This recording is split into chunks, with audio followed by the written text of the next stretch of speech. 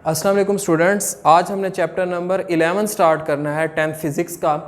और वो chapter related है साउंड के साथ, यानी कि आवाज़ के साथ। इसमें हम डिस्कस करेंगे सबसे पहले साउंड वेव्स को, कि साउंड वेव्स किस तरह से होती हैं, साउंड वेव्स प्रोड्यूस किस तरह से होती हैं, ठीक है। उसके बाद हम डिस्कस करेंगे कुछ प्रॉपर्टीज़ ऑफ साउंड वेव्स को, कुछ करेक्टरिस्टिक साउंड वेव्स की, जिसमें लाउडनेस, पिच, क्वालिटी, ये डिफरेंट चीज़ें हैं पढ़ी। Speed of the sound waves कौन कैसी होती है, ठीक है। उसके बाद हम डिस्कस करेंगे कुछ ऐसी साउंड्स को जो कि प्लेजेंट होती हैं और कुछ ऐसी साउंड्स को जो कि अनप्लेजेंट होती हैं, यानी कि खुशगवार आवाज़ें और कुछ आवाज़ें जो ना खुशगवार होती हैं। जो खुशगवार आवाज़ें होती हैं, जो प्लेजेंट साउंड्स होती हैं, उन्हें कहते हैं म्यूज़िक, और जो अनप्लेजेंट साउंड्स होती हैं उन्हें कहते हैं नॉइज़, ठीक है। तो सबसे पहले अब हम स्टार्टिंग करेंगे साउंड से, कि साउंड क्या चीज़ है। Sound is a form of energy that travels from one place to another place in the form of waves. Sound यानी आवाज़ एक एनर्जी की किस्म है जो एक जगह से दूसरी जगह ट्रेवल होती है, जो एक जगह से दूसरी जगह ट्रांसफर होती है इन द फॉर्म ऑफ वेव्स, ठीक है। इन द फॉर्म ऑफ वेव्स का मतलब ये है कि जैसे आप एग्जांपल लें, दो पर्सन्स आपस में बात कर रहे हैं, ठीक है। तो वो एक जो पर्सन है वो अपनी एनर्जी लगा के आवाज़ निकालेगा, ठीक है। उसकी जो साउंड है वो प्रोड्यूस्ड होगी इन द फॉर्म ऑफ एनर्जी, ठीक है। तो वो एनर्जी के साथ जो बोलेगा तो दूसरे पर्सन तक जो उसकी आवाज़ ट्रैवल करती हुई जाएगी या ट्रांसफ़र होगी, वो इन द फॉर्म ऑफ वेव्स होगी, ठीक है। यानी कि दूसरा पर्सन जो उसकी आवाज़ सुनेगा इजिली, वो ड्यू टू वेव्स, और वेव्स में स्पेसिफिक फिनोमिनाज होते हैं, इंटरफेरेंस, उसके जरिए उसको इजीली वो आवाज़ उसकी सुनाई देगी। यानी हमने यहाँ से ये देखा कि जो साउंड है वो ट्रैवल करती है इन द फॉर्म ऑफ वेव, जो कि एक जगह से दूसरी जगह जाएंगी और इजीली आप एक दूसरे की आवाज़ को समझ सकते हैं या सुन सकते हैं, ठीक है। उसके बाद नेक्स्ट कुछ पॉइंट्स हैं। साउंड आपने यहां देख लिया कि साउंड जो है वो ट्रांसफर होती है या ट्रेवल होती है इन द फॉर्म ऑफ वेव। तो साउंड जो है बेसिकली वो वेव्स हैं, ठीक है। Sound waves carries energy. Sound waves, आवाज की जो वेव्स होती हैं, आवाज की जो लहरें होती हैं, वो एनर्जी कैरी करती हैं, ठीक है। आपने ऊपर उसकी डेफिनेशन में भी ये बात की है। अब साउंड वेव्स जो हैं बिल्कुल वैसे की वैसे हैं जैसे लाइट वेव्स होती हैं, जैसे हीट वेव्स होती हैं, ठीक है। ये सारी की सारी ऐसी चीजें हैं जो एनर्जी की फॉर्म्स हैं। लाइट भी एनर्जी की एक फॉर्म है, हीट भी एनर्जी की एक फॉर्म है, इसी तरह से साउंड भी एनर्जी की ही एक फॉर्म है। उसके बाद नेक्स्ट पॉइंट है, sound wave is a longitudinal wave. Longitudinal wave chapter number 10 में पढ़ते हुए मैंने आपको बताया था कि जो लॉन्गिट्यूडनल वेव्स हैं, साउंड वेव्स, उनकी एग्जांपल्स हैं। यानी कि यहां इस तरह से होता है, जो पार्टिकल्स ऑफ मीडियम होते हैं वो in the direction of propagation of wave move करते हैं। यानी कि जिस डायरेक्शन के अंदर वेव्स मूव कर रही होती हैं, पार्टिकल्स ऑफ मीडियम भी उसी ही डायरेक्शन के अंदर मूव करते हैं, ठीक है। वेव्स की डायरेक्शन और पार्टिकल्स की मोशन जो होती है वो पैरेलल होती है इस केस के अंदर। इसी वजह से साउंड वेव्स कहलाती हैं लॉन्गिट्यूडनल वेव्स, या इन्हें कंप्रेशनल वेव्स का नाम भी दिया जाता है। नेक्स्ट पॉइंट है, the size of compression indicates how much energy sound wave has. जब कोई भी आवाज दबती है या कोई भी आवाज इतनी लाउड होती है तो ये इंडिकेशन होती है कि उस आवाज के अंदर या उस आवाज कि कितनी एनर्जी है। मतलब एक स्पेसिफिक पर्सन जो वो बोल रहा है उसके पास कितनी एनर्जी है कि जिस लिहाज से वो अपनी आवाज वो निकाल रहा है। अब जो साउंड है वो डिफरेंट वेज से प्रोड्यूस्ड होती हैं, ठीक है। लेकिन आप ये एक बात माइंड में रखिएगा, जब भी साउंड प्रोड्यूस्ड होगी तो उसकी सबसे मेन कॉज होगी वाइब्रेशन, ठीक है। जिस केस में भी साउंड प्रोड्यूस्ड होगी, जिस तरह की भी साउंड प्रोड्यूस्ड होगी, उसकी मेन चीज होगी वाइब्रेशन। और वाइब्रेशन इसमें ये होगी कि जिस तरह से भी आप साउंड प्रोड्यूस कर रहे होंगे उसमें वाइब्रेशन होगी पार्टिकल्स की। जैसे मैं यहां पे आप साउंड प्रोड्यूस करता हूं तो ये सॉलिड है, ठीक है। सॉलिड्स में जो पार्टिकल्स होते हैं एक दूसरे के बहुत ज्यादा करीब होते हैं, इससे जो साउंड प्रोड्यूस्ड होती है वो बहुत ज्यादा स्पीड होती है इसकी, और जो सॉलिड्स में स्पीड होती है साउंड की वो सबसे ज्यादा होती है as compare to liquids and as compare to gases. याद रखिएगा, सॉलिड्स के अंदर जो स्पीड ऑफ साउंड है वो बहुत ज्यादा होगी as compare to liquids and as compare to gases, ठीक है। साउंड लिक्विड्स में भी प्रोड्यूस्ड होता है, साउंड गैसेस में भी प्रोड्यूस्ड होता है, लेकिन जो स्पीड ऑफ साउंड है वो सॉलिड्स में सबसे ज्यादा होती है, उसके बाद लिक्विड्स में होगी और सबसे कम होती है गैसेस के अंदर। उसके बाद नेक्स्ट है हाउ साउंड इज प्रोड्यूस्ड, आवाज किस तरह से पैदा होती है। ठीक है, तो यहां है sound waves are produced due to vibrating bodies. Sound यानी आवाज प्रोड्यूस तब होती है जब कोई बॉडी या दो बॉडीज वाइब्रेट कर रहे हो, थरथरा रहे हो। ठीक है, due to the vibration of bodies, body के थरथराने से द एयर अराउंड देम, उनके आसपास जो हवा होती है वो भी वाइब्रेट करने लग जाती है। अब हवा के अंदर आपको पता है गैसेस हैं और गैसेस के पार्टिकल्स हैं। ठीक है, तो वो भी वाइब्रेशन शो करती हैं। बेटा साउंड जो है बेसिकली प्रेशर वेव्स होती हैं। ठीक है, जो एयर पार्टिकल्स होते हैं वो वाइब्रेशन की वजह से साउंड प्रोड्यूस करते हैं इन्वायरमेंट के अंदर। ठीक है, और जो ये उनकी साउंड होती है ये डिपेंड करती है कि कितने ज्यादा पार्टिकल्स आपस में मिलके वाइब्रेशन कर रहे हैं, यानी कि जितनी ज्यादा वाइब्रेशन होगी उतनी ही ज्यादा इंटेंसिटी की साउंड प्रोड्यूस्ड होगी। उसके बाद and air vibration produces sensation of sound in our air, और हवा के जो पार्टिकल्स की जो वाइब्रेशन है उनकी वाइब्रेशन से हमारे कान के अंदर सुनने की एक सलाहियत पैदा होती है कि अगर हमें कोई भी आवाज जो सुनाई देती है वो हवा में जो पार्टिकल्स हैं उनकी थरथराहट या उनकी वाइब्रेशन की वजह से हमें वो आवाज क्लियरली सुनाई देती है। ठीक है, नेक्स्ट, अब आपने यहां पे ये देखा कि साउंड वेव्स जो हैं वो कैसे प्रोड्यूस्ड होंगी जब दो बॉडीज या एक बॉडी वाइब्रेट करेगी, थरथराएगी, और जब एक बॉडी वाइब्रेट करेगी तो उसके अराउंड जो एयर है उसके भी पार्टिकल्स वाइब्रेशन शो करेंगे, और जब वो पार्टिकल वाइब्रेट करेंगे तो हमारे कान में आवाज सुनाई देगी उन एयर पार्टिकल्स या एयर के मॉलिक्यूल्स की, जो बेसिकली गैस के मॉलिक्यूल्स होंगे उनकी वाइब्रेशन की वजह से। ठीक है, नेक्स्ट है एग्जाम्पल्स इसकी कि साउंड की एग्जाम्पल्स कौन कौन सी है, कौन कौन से तरीके कार से साउंड प्रोड्यूस की जाती है।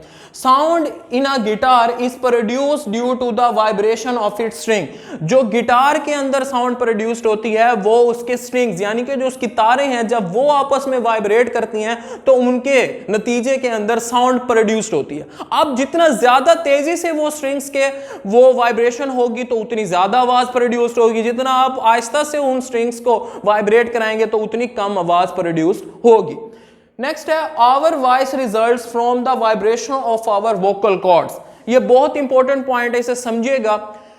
हमारे यहां पे हार्ट में एक वॉइस बॉक्स होता है, उस वॉइस बॉक्स के अंदर होते हैं वोकल कॉर्ड्स। ठीक है, अब वो वोकल कॉर्ड्स जब वाइब्रेट करते हैं उसके नतीजे में आवाज प्रोड्यूस होती है। अब उसकी डिपेंडेंस हमारे पे करती है कि अगर हम ज्यादा एनर्जी के साथ बोलते हैं तो वो वोकल कॉर्ड्स की जो वाइब्रेशन है वो बहुत ज्यादा तेजी से होती है और ज्यादा आवाज प्रोड्यूस होती है। ठीक है, अगर हम कम एनर्जी से बोलते हैं, लो अगर हमारी वॉइस है तो वहां से ये होता है, अगर लो एनर्जी है तो वोकल कॉर्ड्स की जो वाइब्रेशन है वो भी कम होती है और वहां से जो आवाज प्रोड्यूस होती है, साउंड प्रोड्यूस होती है, वो भी कम होती है। ठीक है, बेसिकली होता ये है कि यहां पे आप जो आवाज को चेक करते हैं कि कितनी ज्यादा आवाज प्रोड्यूस्ड हो रही है, उसके लिए एक स्पेसिफिक डिवाइस होता है स्टेथोस्कोप, वो अभी हम नेक्स्ट डिस्कस करेंगे। वो यूज किया जाता है कि कितनी आवाज प्रोड्यूस्ड हो रही है, वो कितनी सेंसेशन की आवाज प्रोड्यूस्ड हो रही है, उसको चेक करने के लिए। नेक्स्ट है human heart beats and vibrations of other organs. हमारा इंसानी जो दिल है उसके दिल की धड़कन और दूसरे ऑर्गन्स की जो वाइब्रेशंस होती हैं like lungs also produce sound. जो हमारे फेफड़े होते हैं वो भी साउंड प्रोड्यूस करते हैं। उसके नज़दीक जब हम स्टेथोस्कोप लेके जाएं और जब हम उसको एक एयर ड्रम या कोई भी स्पेसिफिक आपके पास वो हो सकती है वैक्यूम ट्यूब, जब आप अपने कानों में लगा के उसकी आवाज सुनते हैं तो आपको क्लियरली वो चीज सुनाई देती है।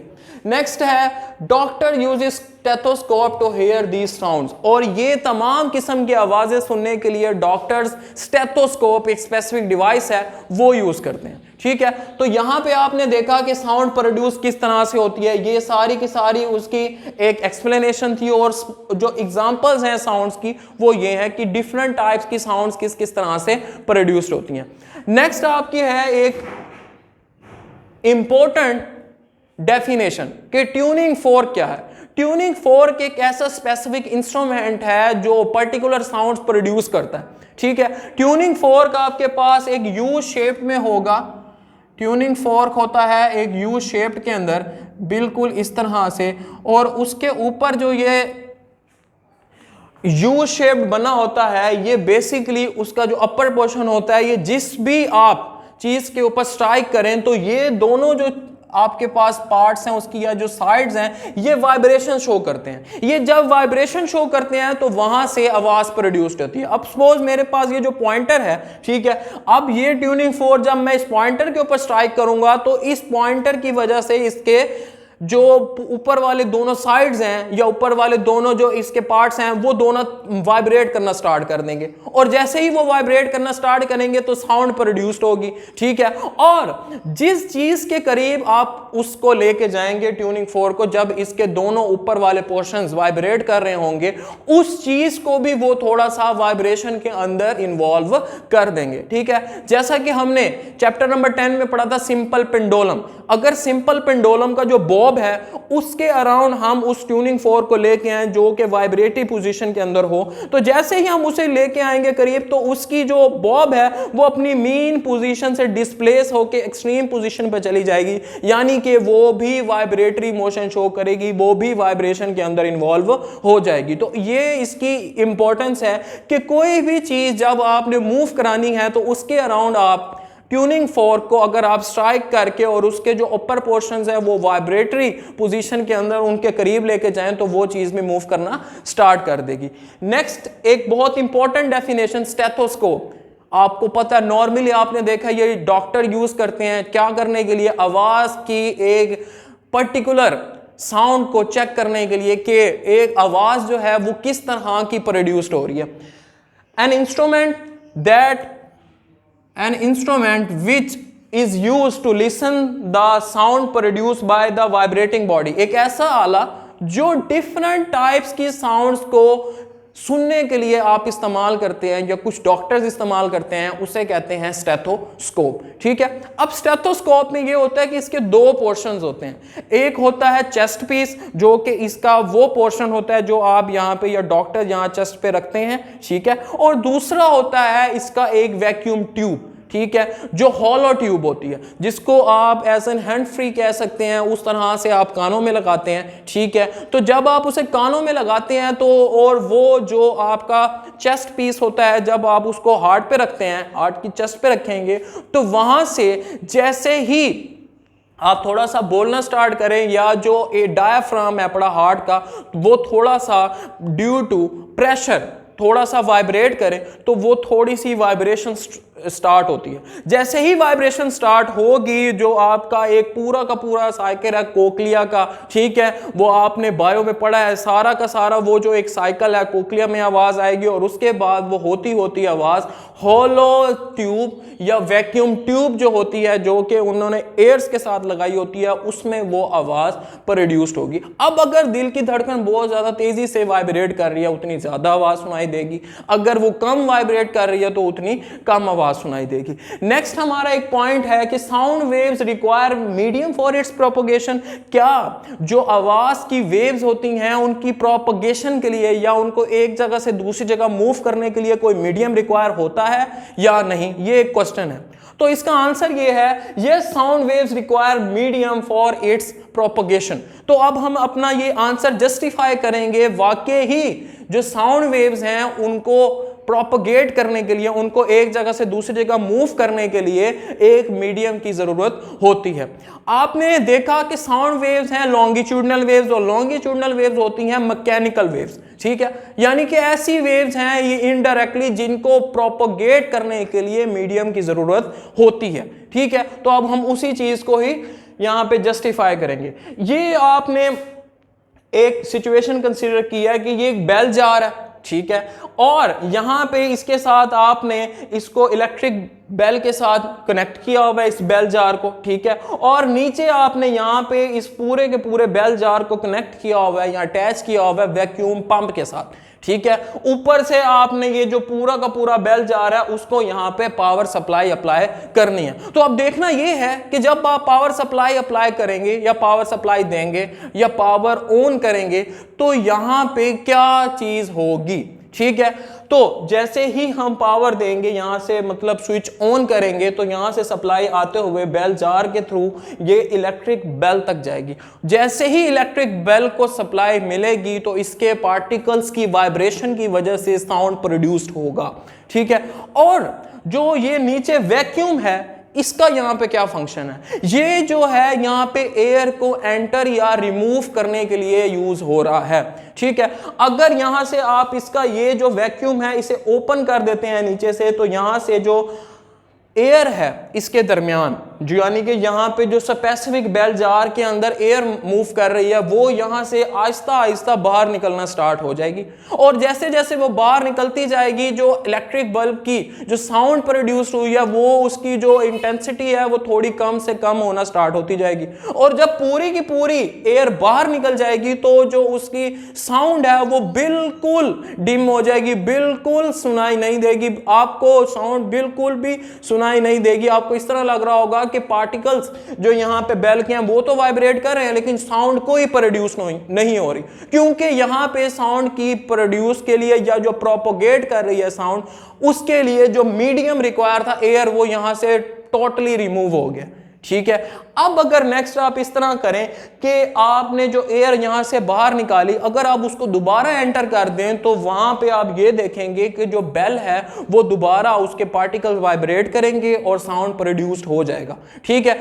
तो आपने ये देखा इस एक पूरी की पूरी एक्टिविटी से या एक्सपेरिमेंट से कि साउंड वेव्स को ट्रैवल करने के लिए या प्रोपोगेट करने के लिए एक स्पेसिफिक मीडियम रिक्वायर होता है। उसी ही मीडियम की मौजूदगी में जो साउंड वेव्स हैं वो ट्रैवल करती हैं, ठीक है, और आपको एक स्पेसिफिक इंटेंसिटी की आवाज या साउंड सुनाई देती है, ठीक है। यानी कि मीडियम आवाज की प्रोपोगेशन के लिए बहुत ज्यादा इंपॉर्टेंट चीज है, उसके बगैर जो आवाज है वो कम से कम होगी और एक पॉइंट ऐसा आ जाएगा जहां पे मीडियम बिल्कुल खत्म हो जाएगा। यहां भी आपने देखा था जैसे एयर जहां पे बिल्कुल रिमूव हो गई थी, तो वहां पे आवाज जो है बिल्कुल बंद हो जाती है, कोई आवाज आपको सुनाई नहीं देती।